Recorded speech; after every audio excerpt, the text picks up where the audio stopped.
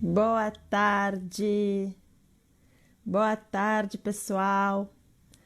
Vamos começar hoje a live. Apesar do dia ser diferente, que não é domingo, mas esta semana a live vai acontecer agora. Oi, boa tarde. Boa tarde, Helena. E então, hoje vai ser a parte 2 da nossa live Masha e Professor, Maria Bassova e Vitaly Ilyozov. E agora vai entrar aqui o meu colega Vitaly, sociólogo, e vamos fazer mais uma live juntos. Vou agora convidar o Vitaly. Boa tarde, Cláudia. Pronto, estamos esperando o Vitaly entrar. Oi, Vitaly, boa noite, Olá, tudo bem? Boa noite, Masha. Que tal você? Boa noite, professor, tudo bem? E você? Que são tormentas como se chama, não sei que, geomagnéticas, que estou com sonho, e que é tarde Oi, demais em Silvia. Moscou. Oi, Elisele. Pronto, são 22 horas aqui. Muito obrigada, Cláudia. Então, são 22 horas aqui, mas a gente fez de propósito, como domingo a gente não podia fazer, então a gente fez esse esforço para poder apresentar para vocês a nossa série 2 da conversa que foi tão interessante, que todo mundo ficou tão interessado e pediu-nos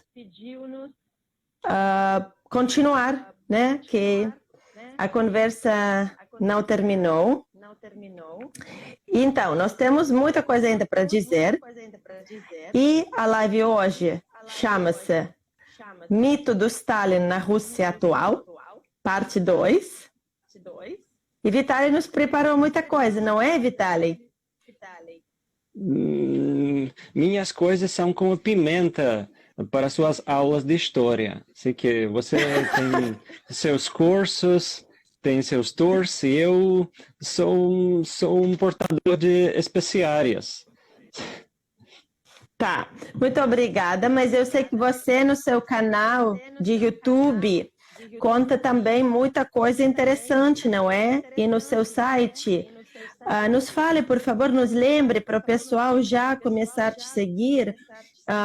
Qual é o link correto do seu YouTube? Que eu YouTube não tenho, mas as lives da gente vocês podem ver no YouTube do Vitaly e muitas outras coisas. Sim, obrigado. Também, mas eu queria dizer que depois de nossa live anterior, havia muitas polêmicas no Brasil e a jornal publicou um artigo sobre a ameaça dos blogueiros estalinistas. Então, foi surpreendente que esta live provocou tanto interesse.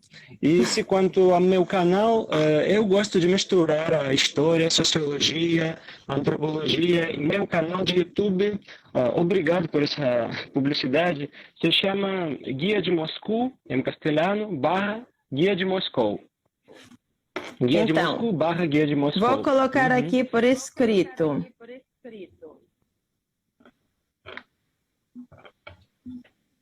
Guia de... É tudo junto?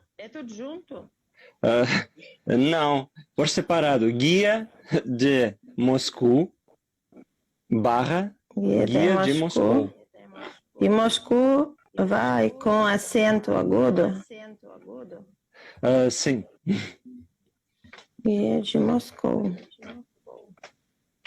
Que a gente sou muito atrasado, sou muito velha, não tenho nem YouTube. Mas o YouTube está morrendo já. Todo mundo está no Instagram. Mais fácil, né? Talvez. Pronto. Como que está a nossa conexão? Eu estou sentindo um pouquinho que está travando um pouco. Está travando Como um pouco, que vocês mas acham?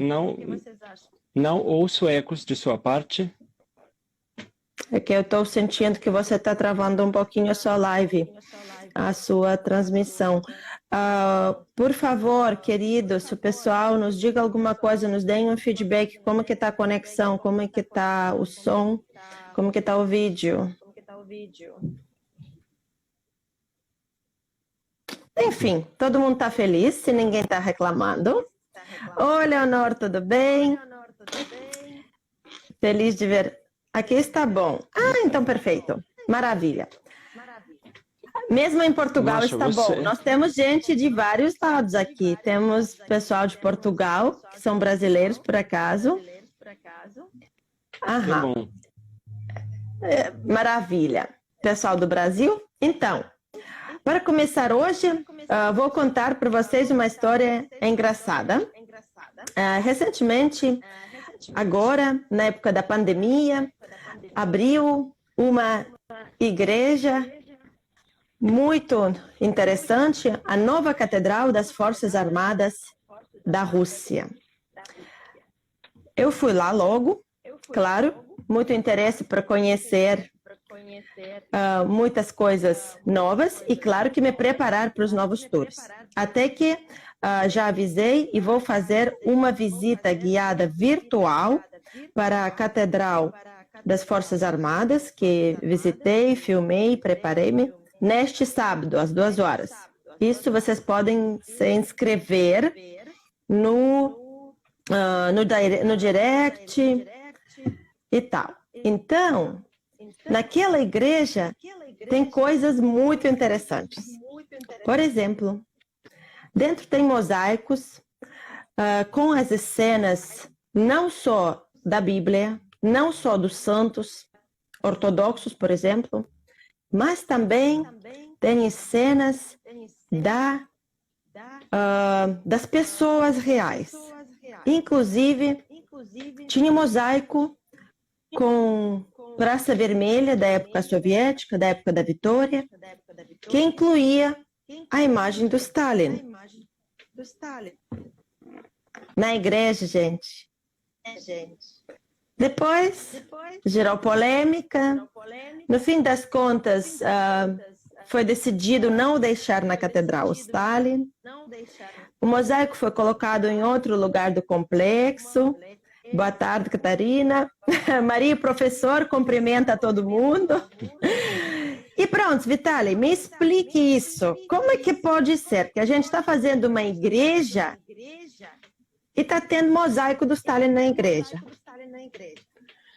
Sim, mas de fato pouca gente ainda conhece esta catedral, então eu também estou emocionado, estou comovido para assistir seu tour, porque eu acho que poucos guias ainda podem fazer tais tours, ainda os russos não conhecem esta catedral, e é importante que esta catedral é das Forças Armadas, e esta catedral foi construída do orçamento federal, do orçamento do Estado.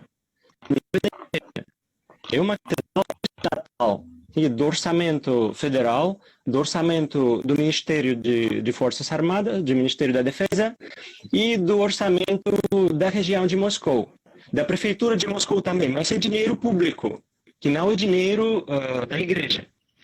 E então, sim, é curioso que esta catedral deveria ser muito simbólica, porque acho que depois da Catedral de Cristo Salvador, que foi uma reconstrução, não havia catedrais tão importantes, tão promovidas pela televisão como esta Catedral das Forças Armadas. Até também é curioso que ninguém conhece o nome desta catedral. Todo mundo diz a Catedral das Forças Armadas. Eu conheço. Você é a única pessoa. É a Catedral de Ressurreição. Sim, mas todo mundo fala da Catedral das Forças Armadas. E a Catedral das Forças Armadas, aquela Catedral das Forças Armadas, aquela que está no Parque Patriot, mas não é de nenhum Cristo, então já está como um pouco fora da religião, é um templo militar, de Forças Armadas, e claro que o templo era muito importante para o Estado, por isso é tão promovido pela televisão. E o templo apresenta a eclética ideológica da Rússia atual, que é uma mistura do culto da vitória na Segunda Guerra Mundial, que é a festa principal da Rússia atual ainda, pese das propagandas muito complexas na televisão, que às vezes na televisão russa, no tempo mais nobre, os propagandistas podiam falar bem dos colaboracionistas dos nazistas. Mas a vitória continua sendo o ponto-chave, a festa principal da nossa Rússia. E bem que esta vitória está misturada com a religião.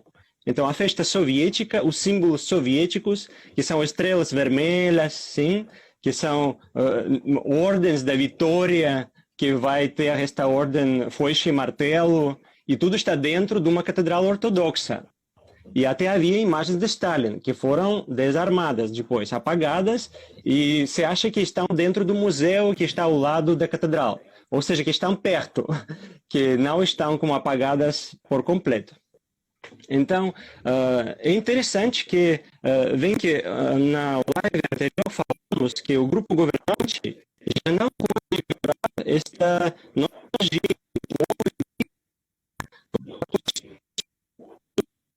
seu desenho, seus templos, conectar Stalin com os Romanov, sim, que falamos disso também na live anterior, que aparecem versões conspiranoicas que Stalin poderia ser um agente da polícia secreta dos czares infiltrado no movimento revolucionário, ou que Stalin também salvou o filho do czar, Alexei, e este filho virou Alexei Kosygin, e que é ministro de Estado e este Alexei estava 70, então soviético, e muitos acham que ele, como se ele fosse Alexei, o filho de Nicolai II, que foi cuidado, patrocinado pelo Stalin, e ele foi o verdadeiro chefe do Estado, o verdadeiro czar comunista. Então há muitas ideias como Stalin, como Stalin, como a igreja, Stalin, com a religião ortodoxa, porque 70% da população russa, segundo os sondeios da opinião pública, das pesquisas sociológicas, 70% dos russos acham que Stalin atuou bem para o país. Então, isso foi o tema de nossa live de antes. E claro que esta live provocou um choque, que a gente começou a falar que é impossível, Stalin, a gente torcendo o nariz, Stalin, não, não, não. E outros ao contrário, Stalin, Stalin, sim, sim. E em que é um problema do efeito rebanho. Um efeito rebanho que há duas narrativas. Uma é anti-stalinista, outra é pró-stalinista. E estas narrativas que são automáticas, que você está dentro de um rebanho, dentro do outro. Mas a ideia de nossa live é, como se diz, tentar encontrar Começou o termo a travar meio. o vídeo. Ó, Vitali, Estou falando rápido demais. Não, o problema é que o seu vídeo começou a travar. Eu não sei qual será o motivo, se é a minha internet, se é a sua internet. Tente sair e voltar de novo, porque se eu sair vai acabar a live. Mas os demais também estão escrevendo que estou mal? Sim, o pessoal está escrevendo aqui, Leonor. Leonor, a conexão está ruim, aí a Luciana começou a travar o vídeo. Vou sair. Faça, por favor, obrigada.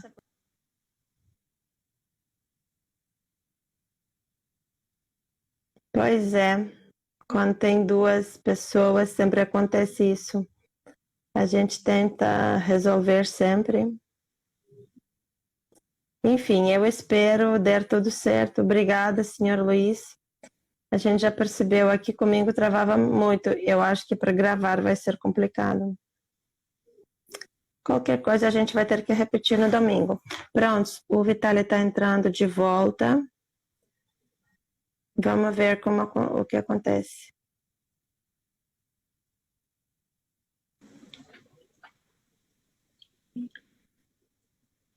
Oi, Vitali. Oi, está melhor agora? Está melhor agora.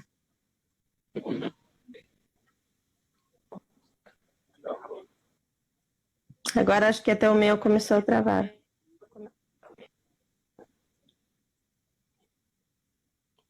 Agora é você que está travando. Eu Para não. mim. O meu vídeo.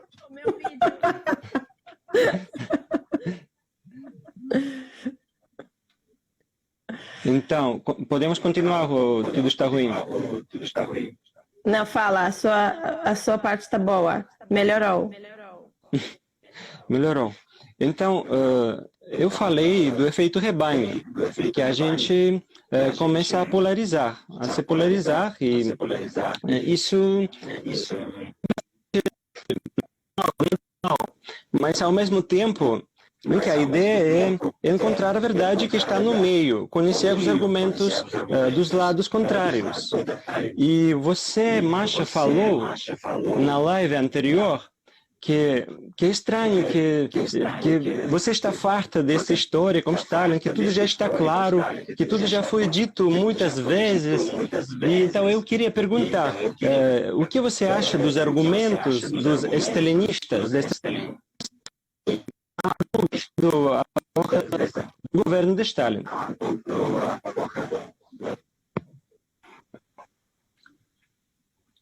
Não estou ouvindo a pergunta. Você poderia escrever a pergunta ali embaixo para eu poder falar? Escrever, Eu vou não ler. sei. Na Sou mensagem. analfabeto. Ah, entendi. Me desculpe. Então desenha. Não, a pergunta foi que como temos este efeito rebanho, parece que todos já têm sua opinião sobre este tema de Stalin. E na última live você também comentou que parece que tudo já tinha sido dito, que já tudo tinha sido explicado 1000 vezes, então já tudo está claro. Verdade. Mas ao mesmo tempo existe esta polarização, então a gente não se compreende. E por isso eu queria perguntar, se você conhece o argumento das pessoas que advogam em favor de Stalin, das pessoas claro. stalinistas, que argumento têm eles? Olha, depende do país. Depende do país. Vou falar dos russos, porque dos brasileiros nem vou falar. Dos russos. Okay. Tá? O argumento dos brasileiros não tem a ver com o Stalin, tem a ver com governos deles. Por isso é outra história. Mas o argumento dos russos é que a gente vivia melhor, que a vida era melhor, que era mais justo, que a gente ganhou a guerra, que a gente conseguiu indústria, que de um país agrário foi feito um país industrial, que a Rússia virou um líder mundial, viramos um ótimo país e ganhamos a guerra. De tudo isso, eu até concordo que de um país agrário nós viramos um país industrial, porque o resto, vitória, é mérito do povo, não é mérito de nenhum governador, que matou muita gente naquela guerra, desnecessariamente. Ok, não, compreendo. Mas você em seguida introduz seu argumento, o custo social. Então você concorda que este governo de uma república de banana fez uma superpotência, que hoje a Rússia não é uma república de superpotência. banana, não. Sim, o Império Russo perdeu a guerra contra o Japão. O mesmo povo, como outro governo, perdeu contra o Japão e perdeu a Primeira Guerra Mundial. O mesmo povo, mas como outro governo. Então é uma lógica que o povo foi o mesmo. Mas o povo, ao início do século XX... O governo anterior não gastou tanto povo. O governo soviético jogava o povo nem areia. O que o meu avô disse. Então, claro. Então estamos voltando a seu argumento. Fale, por favor. Estamos voltando a seu argumento do custo social. Porque estou tentando de desenhar a fronteira entre dois rebanhos. Então não temos dívidas, sim, que o governo dos anos 30 modernizou o país e a Rússia se tornou não uma potência regional, uma superpotência. Hoje a Rússia é uma potência regional. Já é outra coisa, é muito menor já. Então, falamos da superpotência e falamos do custo social. Que o mesmo povo, como outro governo, viveu em outro país, num país que não ganhava guerras. Ou que eram outras Que não guerras. perdeu nenhuma guerra, menos Primeira Guerra. A guerra da Crimeia, a guerra contra o Japão, a Ganhou, no Primeira fim das Guerra contas? Mundial. A guerra da Crimeia, Só os anos essa que 50, perdemos? claro. Devido à Revolução, a culpa do Lenin? Não, os anos 50 não havia revoluções, não. E como a Não, guerra nos do anos Japão 50 também não não falo, havia eu falo a Primeira Guerra. E eu falo do século XIX, vem que de uma cadeia das derrotas militares do Império Russo. Vem que é um grande tema, o Império Russo, os czares, mas este governo perdeu muitas guerras.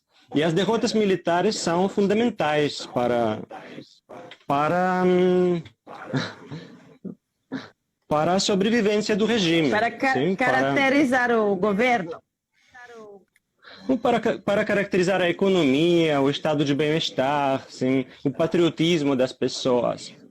Que, por exemplo, durante a Primeira Guerra Mundial, a Rússia teve um recorde dos desertores, em que os russos não queriam guerrear. Claro, porque foram os pessoal do Lenin Porque... que ia lá para trincheira para falar, sai daqui. Lógico, eles que incentivavam. Não por isso. Em que Lenin não claro foi tão demônio ainda, foi bastante marginal. Naquele tempo, não se encontrava na Rússia, não teve internet, não era outra realidade. De fato, mas seu argumento, então, que são intelectuais, que com sua atividade subversiva, organizaram uma revolução e logo construíram uma superpotência. Mas a única coisa ruim para você é que o custo social, certo? O custo social. Então, sempre Sim. estamos voltando ao custo social. Mas quando você fala custo social, você diz as pessoas que faleceram. É isso que você está dizendo? Sim, estou falando do Gulag, claro. Estou falando do custo social e do Gulag. Uhum. A minha pergunta é que eu não entendi bem o termo. Deve ser um termo sociológico específico que você estuda e que eu não estudei. Custo social, neste caso, eu entendo as duas palavras, custo e social, mas o conceito, o fenômeno custo social quer dizer as pessoas gastas para atingir o determinado objetivo estatal, é isso? Sim, claro. O custo social é um complexo. Por exemplo, sempre a sociedade está pagando. Hoje também o custo social das reformas atuais é alto. O custo social que temos que comer menos, que temos que viver menos, o custo social é muito variado. Que no máximo o custo social é um fuzilamento. E vamos fuzilar este grupo das pessoas. Ou vamos exiliar estas pessoas. Repressões direitas, sim? É o custo social mais brutal. Mas sempre a sociedade está pagando pela paz civil, pela soberania, estamos pagando impostos, sim. No caso da guerra, os impostos vão ser mais altos, sim, que no caso da guerra, será? Vamos a gente vai passar trabalhar, mais fome. se tiver guerra, a gente vai pagar imposto? A gente não vai receber pãozinho? Não, lamentavelmente não. A gente vai trabalhar mais horas, dormir menos. Então, tudo isso é o custo social. Entendi. Então, o custo social vem que é um conceito do custo, que temos valores e custos. Em que valor é o que você ganha, que é uma soma menos custo. Mais custo é o que você está pagando. Então, cada sociedade está pagando, todas as sociedades sempre estão pagando. Então, e o custo social é o argumento principal para qualquer regime. Na sociologia, de fato, o parâmetro principal é o crescimento demográfico. Que a demografia é uma coisa muito inercial, mas reflete muito bem o desenvolvimento. Por exemplo, hoje a taxa da natalidade é negativa na Rússia. Então, o custo social também hoje é bastante alto, que hoje também a gente está pagando muito e pagou muito pela reforma.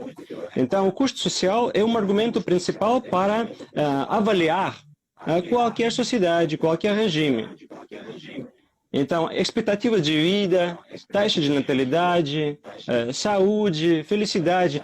Há muitos parâmetros, claro. Por exemplo, a qualidade do sexo é um parâmetro muito importante também para as pessoas. Porque se você não gosta de sua vida pessoal, ou não pode formar família, ou não pode ter filhos, é um drama, é uma depressão. Mas são nossa, desafios. como que não pode ter filhos?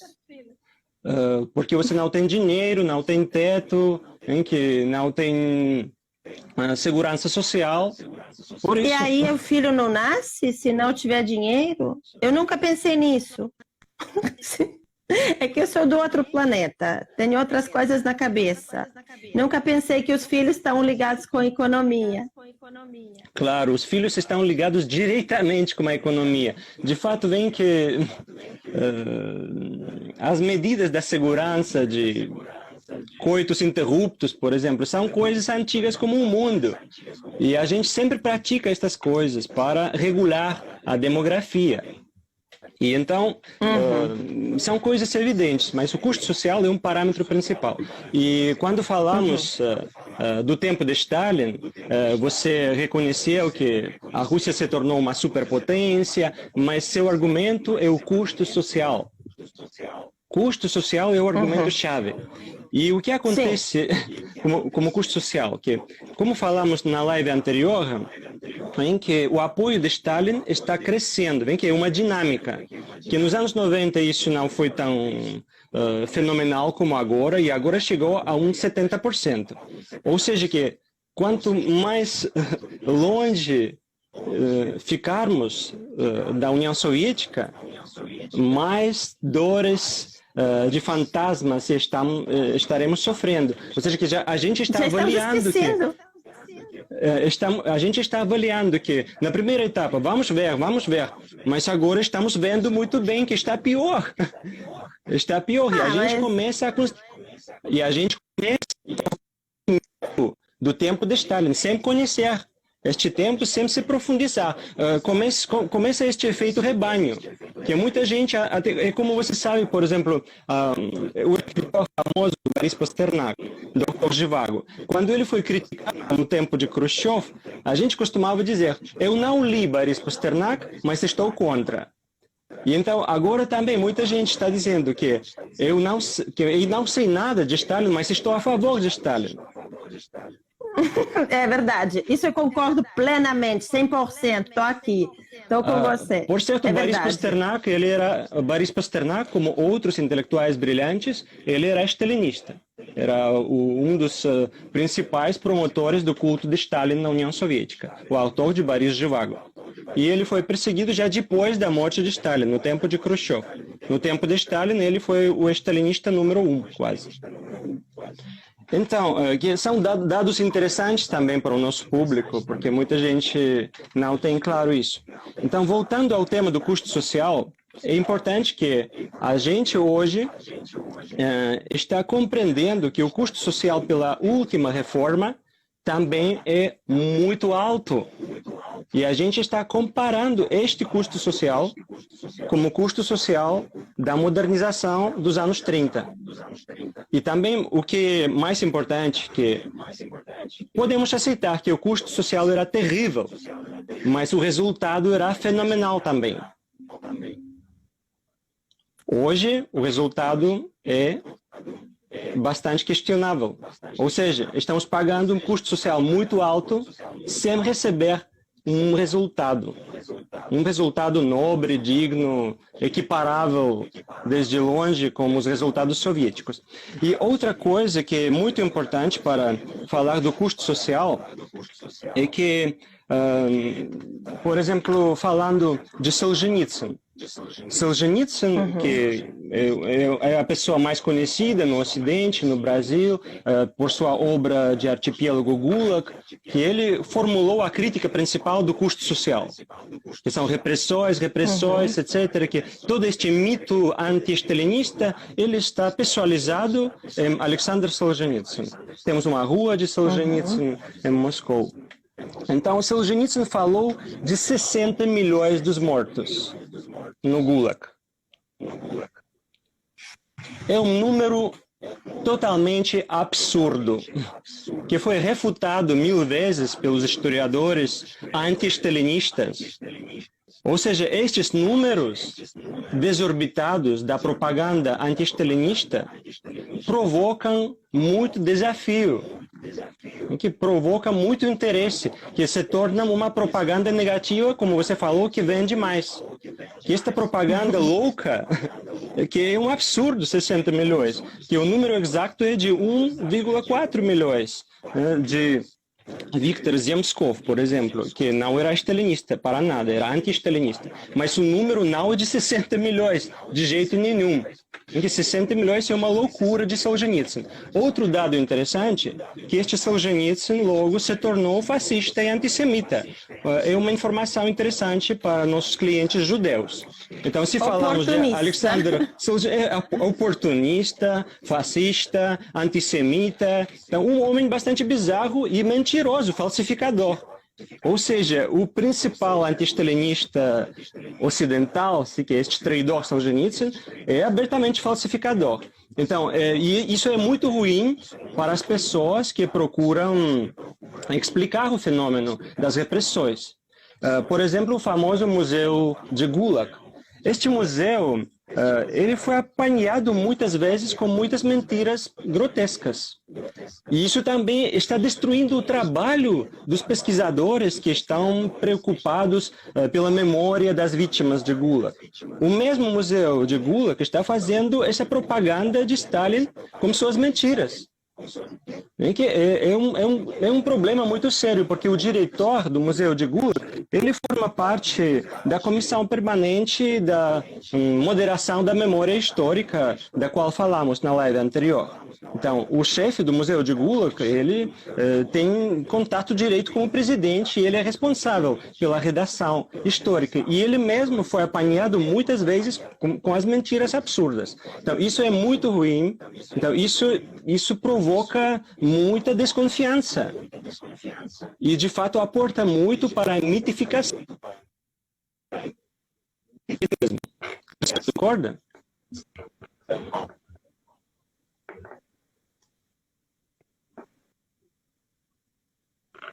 Caiu, Vitália, não estou nem te ouvindo. Não. A última frase não apareceu, caiu. Não, eu estava explicando que se somamos o racismo social, as desigualdades, o comportamento das elites atuais, que é bastante bizarro, se somarmos tudo isso, isso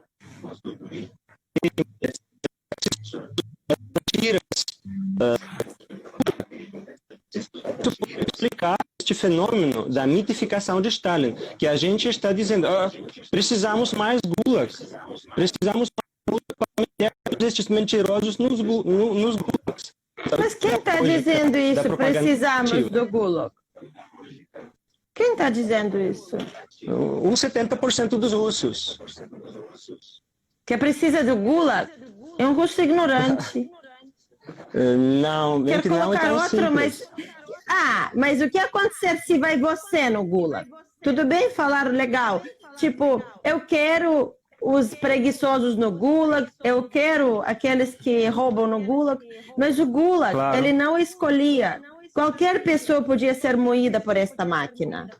Eu não gosto do Não, de fato Solzhenitsyn, mas, não. por exemplo, tem outras obras, como, por exemplo, Eugênia Ginzburg, tá?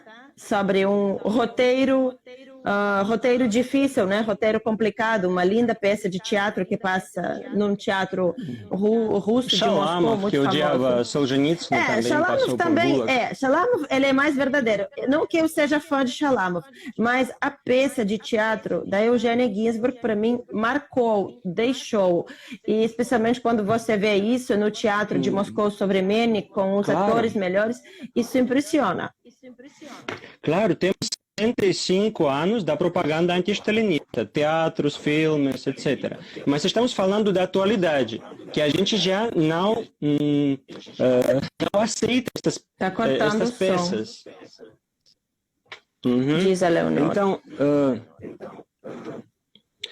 Então, outra pergunta muito importante de nossa live anterior, que muitos amigos começaram a escrever em chat que Stalin, Hitler, Pol Pot, como igualando a Stalin com Hitler.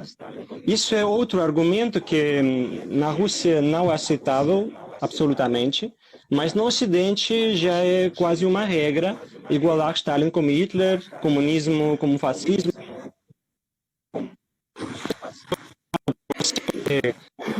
Não sei.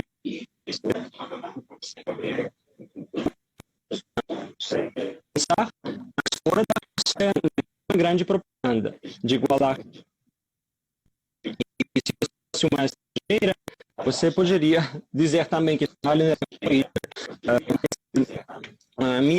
Minha outra pergunta sobre este argumento, que o que você acha disso? O problema é que está cortando terrivelmente. Já entendi que você pergunta sobre a comparação do Stalin e o Hitler. Eu também não acho esta comparação justa por um simples motivo. Porque o nazismo, como teoria, ele é muito pior do que comunismo como teoria, né? Se a gente comparar primeiro duas ideias, né? A ideia de comunismo é bonita, a ideia do nazismo, criando povos que são mais superiores aos outros e tendo povos que nem merecem a vida, como os judeus ou os ciganos, é terrível, né? Na classificação deles, a raça russa, nós só podíamos ser escravos, né? Então, eu acho isso muito horrível, o próprio comunismo comparando com o nazismo. Outra história, comparando a figura do Stalin com a figura do Hitler, o que eu acho? O Hitler era maluquinho, o Stalin não era. Isso, certeza absoluta. Eu não acho o Stalin maluco, não acho ele cruel, mas o que ele fez é horrível, mas eu acho que ele não fez por maldade. Acho que não fez por maldade, mas simplesmente fez isso para atingir o objetivo e continuo a achar que este preço é muito alto, que tem coisas, pronto, podia deixar de ter e não pagar esse preço. Agora, foi o Hitler que invadiu o mundo todo, não foi o Stalin, não foi a União Soviética que invadiu. A pior mentira é que dizer que se o Hitler não tivesse invadido a União Soviética em 2 anos, ou em 4 anos, a Rússia invadir a Europa, por isso era invasão de prevenção. Eu discordo, porque o próprio general Paulus, não é? Você sabe, ele provou isso no processo de Nuremberg. Por isso, eu acho que essas figuras não devem ser igualizadas. Até podem ser analisadas, comparadas, que são produtos da sua época, mas eu não colocaria o sinal de igualdade entre os dois. Então, Stalin não foi louco, ele pagou o custo alto pelas circunstâncias que ele tinha. É uma lógica stalinista quase, mas... Então, você está começando a compreender o nosso povo. Então, absolutamente concordo. Eu faço parte do povo, eu sou porta-voz do povo. Tudo que o povo acha, a Maria acha. Então, pergunte a Maria, tudo que a maioria acha, vai saber. Que Hitler, sem dúvida, será um genocida, como Churchill, sem dúvidas, e ele expressava a ideologia do Ocidente, colonialismo, racismo, que ele não inventou nada novo. E neste sentido é impossível igualar ou comparar estas personalidades, mas isso foi como um comentário para o nosso público, porque fora da Rússia este argumento é bastante comum. E também é muito importante, se falamos da Segunda Guerra, de Hitler e de Stalin, e claro que essa regulação é para que é feita? É para dizer que os Estados Unidos de América são os verdadeiros vencedores da Segunda Guerra e são os melhores neste campo entre muitas ditaduras. Mas também em que os Estados Unidos de América poderiam salvar todos os judeus do mundo se eles entrassem na guerra antes e não no final. E quando a União Soviética pediu, rogou muito abrir a segunda fronte, os americanos não queriam fazer isso, aguardando que os nazistas e os soviéticos matassem o máximo possível entre eles. Sem falar da colaboração das empresas estadunidenses como o Terceiro Reich. Mas este argumento também é bastante comum e é importante mencioná-lo. Então, concluindo este mito de Stalin no imaginário dos russos atual, eu poderia concordar com muitas palavras de você, que ele não era louco, ele atuava na lógica de seu tempo, ele tinha suas circunstâncias e ele conseguiu muitos resultados. Isso é o que é preocupante para os russos de hoje, que o custo social foi alto, mas havia resultados. Hoje o custo social também é alto, mas sem muitos resultados. Mas não é tão alto, Vitali, não é. Não pode ser mas comparado. Como você pode comparar? Cada um tem direito de viver, porque ninguém é morto, por ninguém chega a casa de noite. Mas mesmo se eu comparar... não gostar da minha vizinha, não consigo acabar com a minha vizinha e ficar com o apartamento dela. Não posso escrever uma denúncia, não, mas ninguém vai prender essa isso vizinha. Acontece hoje. Você pode acabar com sua vizinha, é fácil. Isso acontece cada dia. Claro que sim. E também vem que o problema dos números... acontece, Vitali? Você pode comprar qualquer jornal da prensa amarela e ler essas histórias. Ou você pode ir para as prisões e ouvir as histórias dos presos. De fato, vem que o número dos presos hoje é muito alto. É muito alto na Rússia. Sem falar dos países ocidentais. A criminalidade cresceu. É porque a criminalidade cresceu. Mas os criminosos são produtos da sociedade. Não, tudo bem, mas não quem está na cadeia hoje em dia são pessoas em 99% que realmente fizeram crime. E na época soviética iam na cadeia pessoas que não fizeram crime nenhum. Hoje também há muitas pessoas inocentes na cadeia. Quem? Claro, é fácil.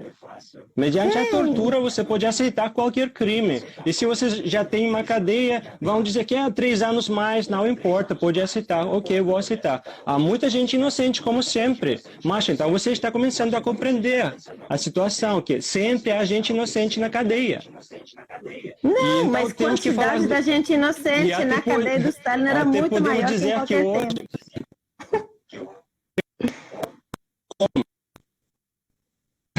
Como?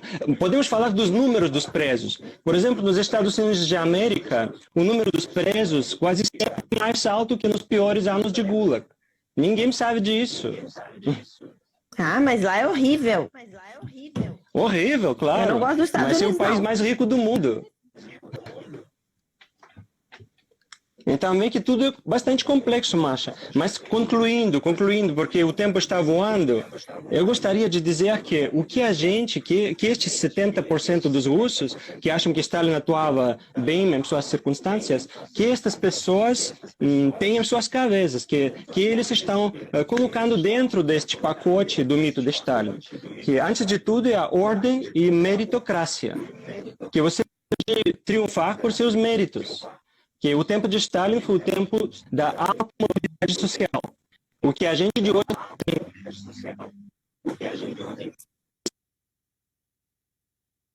tempo porque se sentem paralisados socialmente, que não podem sair adiante. Outro tema é que tudo foi em sério, que o custo da vida era muito alto, que você sempre deveria pagar por seus assuntos, como dizia Stalin, que cada problema tem seu nome e sobrenome. Então, isso é uma história que hoje, para nós, bastante estranha, porque hoje vivemos uma irresponsabilidade total das elites. E isso também que a gente concordo, quer... isso concordo também plenamente. Irresponsabilidade E falando social. das vítimas, vem que a maior parte das vítimas foram os funcionários. Então, o terror foi dirigido contra a burocracia. Posso contar uma história? Não. Uma história? Eu quero, eu conto. A história é da irmã da minha bisavó. Não. A irmã da minha bisavó, que foi junto com o marido, porque o marido contou uma anedota, uma piada sobre Stalin e foi mandado para a Ásia Central. Então, foi Masha, ela foi junto. O marido morreu. O menino bebê morreu. Ela ficou lá. Eu sou parecida com ela, não posso não falar dela. Chamava-se Larissa. Não pôde falar por ela, claro. Porque uma agência e uma mulher falou. Que não é uma informação séria. É como o Museu de Gula, com suas mentiras. Eu não estou mentindo. Mas não estou dizendo isso, mas não confio. Que isso? A gente é colega, a gente tem que confiar. Mas isso é verdade. É a história da família. Com minha ideia, eu pequena me lembro receber as cartas dela da cidade de Hassaviurt, que fica lá na Ásia Central. Ela não podia voltar para Moscou. Foi proibido. Ok. Então temos que... Se você gostasse de falar de este caso, deveríamos analisá-lo. De que tempo estamos falando? De que ano em concreto estamos falando? O que estava acontecendo? Talvez que Moscou foi já no auge da Segunda Guerra, etc. Que tudo é relativo. E que isso é manipulação. Dizer uma coisa separada do contexto. E que horror! Mas se vamos colocar no contexto, tudo vai ser de outras cores. E por isso eu não gosto dessas histórias. Eu continuo discordar. Ninguém merece ser julgado. Okay. Não, mas claro que havia vítimas inocentes. Mas estou falando de que o terror, antes de tudo, foi dirigido contra a burocracia. E quando falamos do terror, falamos dos socialistas revolucionários, trotskistas, sua bisavó não foi trotskista, seguramente. Então, mas nos livros... Aqui a minha família é tudo apolítico. Na minha família ninguém mexia com político, tudo estava o terror foi político. Bem como eu. Antes de tudo, ele foi dirigido contra a burocracia. Isso é o que a gente gosta neste tempo, porque a gente odia a burocracia. Se você fala como negociante, ele odia a burocracia, ele odia a polícia. Então, você está formando este ódio para o tempo de Stalin. Isso é o que está acontecendo. Isso é minha tese. Como o terror foi dirigido contra a burocracia, a gente de hoje começa a pensar, isso foi uma boa ferramenta para pôr disciplina, para pôr ordem no país. Horrível. Então, horrível, mas assim a gente pensa. O povo russo é bastante disciplinado, é super disciplinado. Os que não são disciplinados são os homens das elites, são os dirigentes. Então, também eu gostaria de terminar com minhas últimas palavras, porque o tempo se está acabando, que este capital social que tem Stalin hoje na Rússia, ele não é só para a esquerda, falando dos rebanhos, que não só a esquerda está pretendendo para esse capital, senão a direita também, os libertarianos também, porque eles estão falando da liberdade dos negócios no tempo de Stalin, dos mercados dos camponeses no tempo de Stalin. Que é muito curioso que é outra visão do tempo de Stalin, porque a gente no Brasil está acostumada com a ideia dos vermelhos, comunistas, esquerda, mas aqui Stalin também que é mais complexo, que até entre os russos de hoje, a direita, que uma grande parte da direita está se aproximando para a imagem de Stalin. E para concluir, que é muito importante que o governo está compreendendo esta tendência, por isso este tempo das Forças Armadas, com as estrelas vermelhas, com foices e martelos, os últimos sucessos do urbanismo de Moscou são os parques soviéticos renovados. A feira dos sucessos da União Soviética, VDNH, outro parque qual... agora recém-inaugurado depois da restauração. Querem usar os mesmos instrumentos. o Porto Fluvial do Norte. Exatamente o que acontece, Masha, que o poder, o grupo governante está dizendo, olha, 70% são stalinistas, que horror, não podemos aplicar a democracia de jeito nenhum. Então, vamos fazer o mesmo mecanismo, né? A mesma embalagem. Porque se aplicássemos a democracia, ganharíamos stalinistas. Isso está dizendo o grupo governante sempre para as elites, que o povo é stalinista, por isso não podemos aplicar democracia. É muito importante isso, este argumento para as elites que estão falando com o Ocidente, em que o governo é o único europeu no país.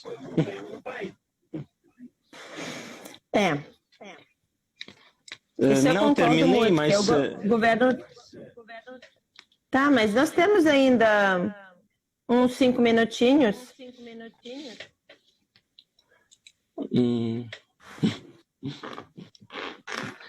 Também há de reconhecer que a comparação com o Ocidente está subindo, sim, que depois da Crimeia, as sanções, e também o governo hoje precisa de certa mobilização patriótica do povo, mas mobilizar o povo sem bandeiras vermelhas é quase impossível, sim, porque a guerra foi ganhada pelo Exército Vermelho. Então, de lá também vem esta ecléctica, em que o governo tem que se refugiar no tempo de Stalin. E se nossos amigos que estão assistindo este live, se vocês têm interesse por este tema, posso sugerir meus textos, que é fácil memorizar e encontrar em Google, que o eterno retorno de stalinismo, por exemplo. E outro texto é Por que Putin tem medo de Lenin, que são textos para compreender esta lógica das pesquisas sociológicas, porque 70% dos russos têm estas ideias pró-stalinistas. É isso? Então, o pessoal está se queixando que a Maria está muito calada. Você pode falar a história de sua bisavó outra vez. Olha, a história da bisavó que eu sei, que eu conheço porque eu era pequena, não é minha bisavó, é a irmã da bisavó. Minha bisavó trabalhava na escola de professora de matemática. Essa era a irmã dela, elas eram 3 irmãs, da família de camponeses médios. Mas os pais morreram, eles ficaram órfãos e foram criados na família do seu tio. Ou seja, não eram ricos, não eram pessoas de descendência nobre. Sim. Eram camponeses. Não, mas só quero dizer que a origem... E depois o que aconteceu, que esta irmã que era casada, o marido falou alguma coisa, falou alguma besteira, alguma crítica, falou, nem hoje a gente fala, sei lá, o Putin, não sei o que, falou algo sobre o Stalin, eu não sei o que. E ele não foi morto, porque não foi coisa muito pesada para ser fuzilado, mas ele foi mandado para a Ásia Central, para a cidade de Khasavyurt, junto com a família. Na época tinha bebê do colo. E como o clima lá é muito úmido, ele pegou lá alguma doença e ele próprio faleceu. Esse bebê do colo faleceu e a única quem sobreviveu da família foi esta esposa. E ela foi mandada junto. O marido falou, ela, coitada, também foi mandada como membro da família do inimigo do povo. Então, ela ficou lá. Inclusive, ela até fez carreira, ela chegou a trabalhar lá numa indústria, chegou a ser chefe de uma sala industrial, casou outra vez, mas enfim, que história, que tragédia. Ela não tinha direito de voltar para Moscou, até nos anos 80, quando eu já existia, ela mandava parcelas, ela mandava frutas nas caixas de madeira, eu cortei você antes porque eu queria... E ela de cara, expressar minhas ideias, eu sou parecida com ela. Uhum. Claro, então, muito essa bom. História da família de repressão. A história dos anos 30 era trágica, claro, era trágica, mas cada caso deve ser como analisado à parte. E essa história é como a história anterior sobre o avô, quem falou bem dos alemães, trabalhou para os alemães.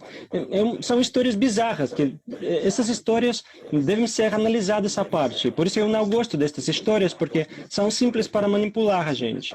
E, de fato, vem que se vamos para a prisão e vamos falar com os presos hoje, todos eles vão dizer que são inocentes. E todos eles vão falar histórias terríveis. Então, isso é normal, que a pessoa, depois de cadeia, está como, explicando sua história de seu jeito.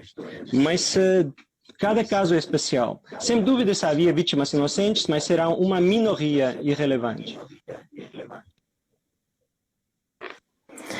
Esse é o principal ponto que a gente discorda.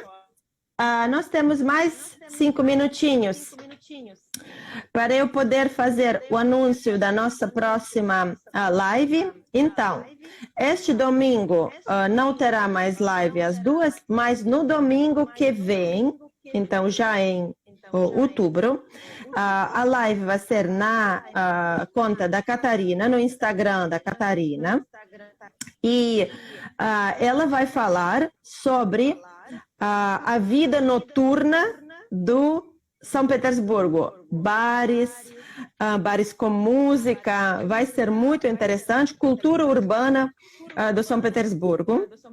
Então, a próxima live assistam no domingo, não este, mas domingo da semana, depois da semana que vem, no Insta da Catarina.